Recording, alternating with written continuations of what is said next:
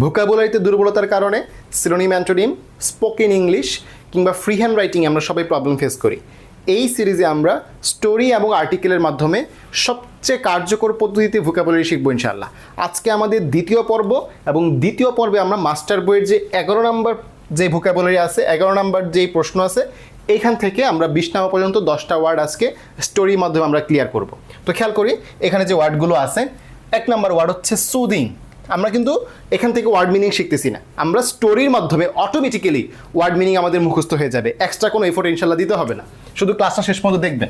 Soothing, destroy, common একটা শব্দ আমাদেরকে, তাই না? ডেস্ট্রয় মানে ধ্বংস করা। সিলেবল, স্ক্রুপুলাস, ঠিক আছে, স্ক্রুপুলাস, ডেফিনিট, স্যাগাশাস, লার্জলি, রেয়ার, আইকন। এই হচ্ছে আমাদের আজকে 10টা শব্দ। এবং যদি ক্লাস শেষে ক্লাসটা যদি উপকার এসে থাকে, অবশ্যই শেয়ার দিয়ে দিবেন, পেজটা ফলো দিয়ে দিবেন, যাতে এই সিরিজের কোনো ক্লাস আপনি মিস না করেন। ওকে, তো আমরা হচ্ছে গল্পে চলে যাচ্ছি।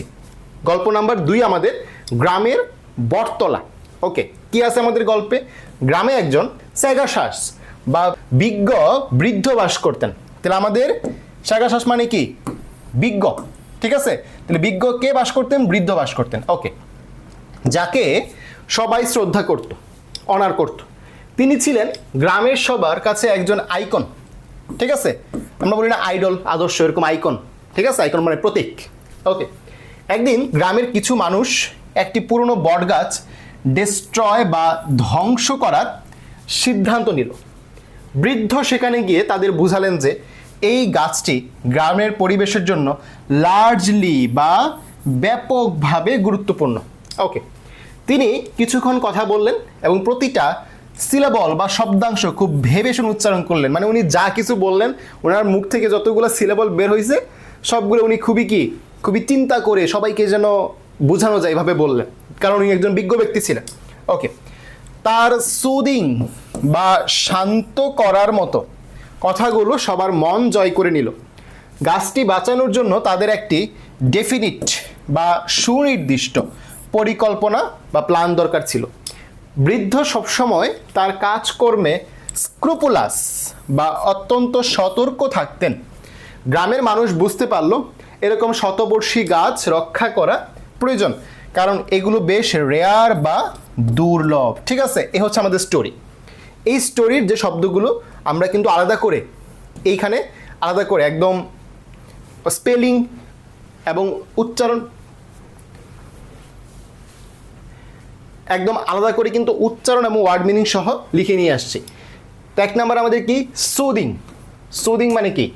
আরামদায়ক বা শান্তিপূর্ণ। ডেস্ট্রয় মানে ধ্বংস করা, আমরা সবাই জানি, সহজ শব্দ। সিলেবল মানে শব্দাংশ, ঠিক আছে? স্ক্রুপুলাস মানে অতি সতর্ক বা হচ্ছে বিবেচক, স্ক্রুপুলাস। ডেফিনিট মানে সুনির্দিষ্ট বা নির্দিষ্ট। স্যাগাশাস, স্যাগাশাস মানে হচ্ছে বিজ্ঞ বা বিচক্ষণ। লার্জলি মানে হচ্ছে ব্যাপকভাবে। রেয়ার মানে দুর্লভ, আমরা সবাই জানি। আইকন মানে হচ্ছে আদর্শ বা প্রতীক, ঠিক আছে? যদি ক্লাস ভালো লেগে থাকে তাহলে অবশ্যই ক্লাসটা শেয়ার দিয়ে দিবেন, এবং যদি এই গল্পগুলো আলাদা করে আপনারা পারচেস করতে চান তাহলে আমাদের এই যে ভোকাবুলারি মাস্টার ইবুক আছে, এখানে টোটাল 150টা গল্প আছে। 150টা গল্প, প্রত্যেকটা গল্প মাত্র 1 টাকা করে, মানে হচ্ছে 150 টাকা দিয়ে পিডিএফটা পারচেস করতে পারবেন।